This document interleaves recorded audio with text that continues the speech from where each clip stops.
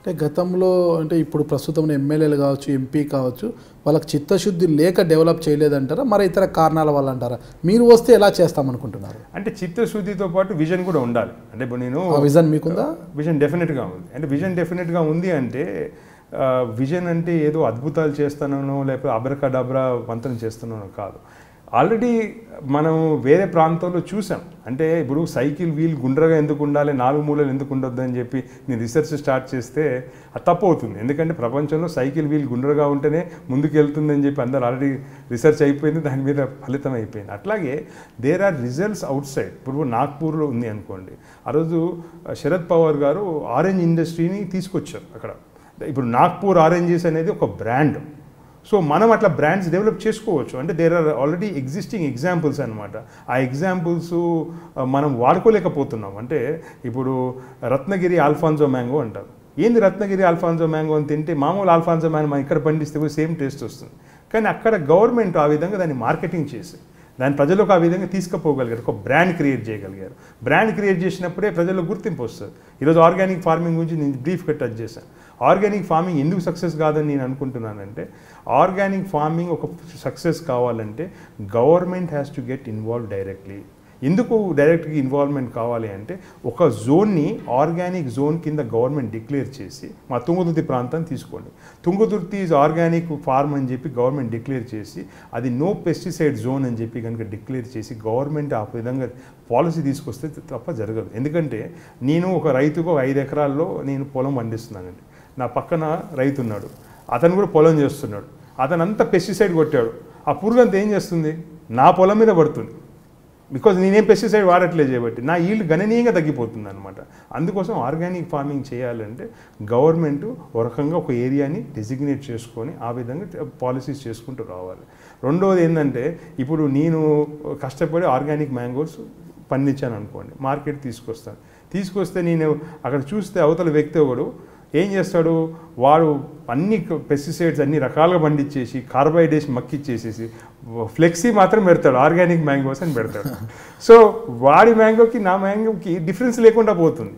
అందుకోసం ఒక certifying agency ఉండి కింద నుంచి కూడా ఆ సాయిల్ని టెస్ట్ చేస్తారు. వేరే దేశాల్లో ఎట్లా చేస్తారంటే 3 years వరకు ఆ ల్యాండ్ని వర్జిన్ ల్యాండ్గా వదిలేయాలి. దానిలో ఓన్లీ ఆర్గానిక్ మాన్యూర్ యాడ్ చేయాలి తప్ప ఎలాంటి పెస్టిసైడ్స్ కానీ ఫర్టిలైజర్ కానీ మనం యాడ్ చేయకుండా ఖాళీగా వదిలేసి 3 సంవత్సరాలు కూడా ఆఫీసర్స్ వచ్చి ఇన్స్పెక్ట్ చేస్తారు. చేసేసి ఈ ల్యాండ్ ఖాళీగానే ఉంది 3 సంవత్సరాలు అని చెప్పిన తర్వాత 4th year నుంచి కల్టివేషన్ చేస్తారు. అందుకోసమే ఆ క్రాప్ మార్కెట్ పోయినప్పుడు మాత్రం ఈ పలానా సర్వే నెంబర్, ఈ పలానా గ్రామం, పలానా మండల్ నుంచి ఇది వస్తుంది అంటే దిస్ ఇస్ ఆర్గానిక్ అని సర్టిఫికేషన్ తోటి వస్తుంది. అందుకోసం ఆర్గానిక్ అని చెప్పి జనాలు కొంటానికి కూడా ఇష్టపడతారు. కానీ ఈరోజు కన్స్యూమర్స్కి ఆ కాన్ఫిడెన్స్ లేదు. ఎందుకంటే ఎవరు చూసినా ఆర్గానిక్ అని బోర్డు పెడుతున్నాడు, రేట్ 2 3 పెట్టి అమ్ముకుంటున్నారు. ఓకే, అగ్రి మీద ఇంత విశేషమైన అవగాహన ఉంది మీకు. దాని మీద కోర్సులు కూడా చేశారు కదా మీరు. ఇజ్రాయెల్ వెళ్ళి కోర్సు కూడా చేశారు, అపారమైన పరిజ్ఞానాన్ని సంబంధించారు కదా. అంటే ఇది కేవలం మీ పంట పొలాల్లో వ్యవసాయం చేయడానికి ఉపయోగిస్తారా, అంటే రైతులకు ఏదన్నా మీ వద్ద సాయంగా వాళ్ళకు అవగాహన కల్పిస్తుంటారా ఈ అగ్రి మీద? డెఫినెట్గా అందరితో పంచుకోవాలనే వ్యవసాయం చేస్తూ ఉంటాను. అంటే నాకు ఇప్పుడు హయత్ నగర్లో కూడా ఒక డైరీ ఫామ్ కూడా ఉంది. అంటే డైరీ ఫాము ఇలా ఫార్మింగ్ ఎందుకు చేస్తూ ఉంటానంటే, the big reason for that is పంచుకోవాలని. నేను ఏది కూడా హైటెక్తో చేయను, అంటే చాలా లోటెక్తో చేస్తాను. ఎందుకు అంటే మనం హైటెక్తో చేస్తే చూసేవాడు ఏమంటాడు, అరే అతని దగ్గర డబ్బు ఉంది, అతను హైటెక్ చేశాడు, అందుకోసం అతనికి సాధ్యపడింది, నాకు సాధ్యపడదు అని అంటారు. మేము ఏది చేసినా కానీ చాలా లోటెక్ పద్ధతిలో చాలా ఈజీగా జనాలకు అర్థమయ్యేటట్టు చేస్తాం అనమాట. సో అలాంటి విషయాలను మేము పంచుకోవడం కోసం అని చెప్పి అవగాహన సదస్సులు పెడతాను. ఇంతకుముందు కూడా చెప్పాను, సైంటిస్టులను పిలుస్తాం. ఇప్పుడు అల్లనేరేడు పండు ఉంది, అది it is considered as a diabetic fruit. మరి అల్లనేడు పండ్లు ఎవరు పెంచుతున్నారండి అంటే ఎవరు పెంచట్లేదు. మేము మా దగ్గర 16 ఎకరాల్లో తుంగతుర్తిలో అల్లనేడు తోటని చేసాం. ఓకే, ఒక ఎక్స్పెరిమెంట్ లాగా. And sometimes these experiments take years, because మాకు 6th year 7th year crop వచ్చింది. సో అల్లనేడు పండ్లు మార్కెటింగ్ చేయాలంటే చాలా ఇబ్బంది, ఎందుకంటే అది పండు ఉట్టిగానే క్రష్ అయిపోతుంది అనమాట. కానీ మేము మార్కెటింగ్ చేసేటప్పుడు నేను ఫస్ట్ కేబీఆర్ పార్క్ ముందు పెట్టి మార్కెటింగ్ చేశాను. అంటే మీరు చెప్తే నమ్మరు, అంటే వెహికల్ పంపించి రాత్రిపూట తీసుకొచ్చేసేసి బస్సులో వచ్చేసేసి ఆ బుట్టలు తీసుకొచ్చి పెట్టి అమ్మాము. 200 రూపాయలు కేజీ లెక్కన అమ్మాము. ఎందుకు ఇవన్నీ చేశాను అంటే ప్రాక్టికల్గా అసలు వర్కౌట్ అవుతుందా కాదు ఒక రైతుకి. అంటే దాన్ని మార్కెటింగ్ చేయాలంటే ఎలాంటి ఇబ్బందులు ఉన్నాయి. And we share our knowledge with అదర్కి. ఇప్పుడు నన్ను చూసి అల్లనేరు తోట పెట్టిన వాళ్ళు చాలామంది ఉన్నారు. సో అట్లా అంటే కొంచెం డిఫరెంట్గా చేయాలి. లేకపోతే మనము వచ్చి అందరితో పాటు జాయిన్ అయ్యి చేస్తే ఎలా? మా డైరీ ఫామ్ ఉంది. ఇప్పుడు నేను మా డైరీ ఫామ్లో నేను పెద్ద డైరీ ఫామ్ పెట్టలేదు, 1000 బర్రెలు పెట్టలేదు. మా దగ్గర ఓన్లీ 100 బర్రెలే ఉన్నాయి. కానీ మాది హై ఈల్డింగ్ డైరీ ఫామ్. ఎందుకు అంటే ఆ బర్రె సెలెక్షన్ అనేది చాలా ఇంపార్టెంట్. చాలామంది ఏం చేస్తారు అంటే బ్రోకర్కి చెప్తారు ఆ గేదెలో బర్రెలు పంపించమని చెప్పి. నాన్నగారు నేను వ్యక్తిగతంగా మేము గుజరాత్ వెళ్తాం. గిర్ ఫారెస్ట్ అని ఉంటుంది అక్కడ జాఫరాబాదీ బఫెలోస్ దొరుకుతాయి అన్నమాట.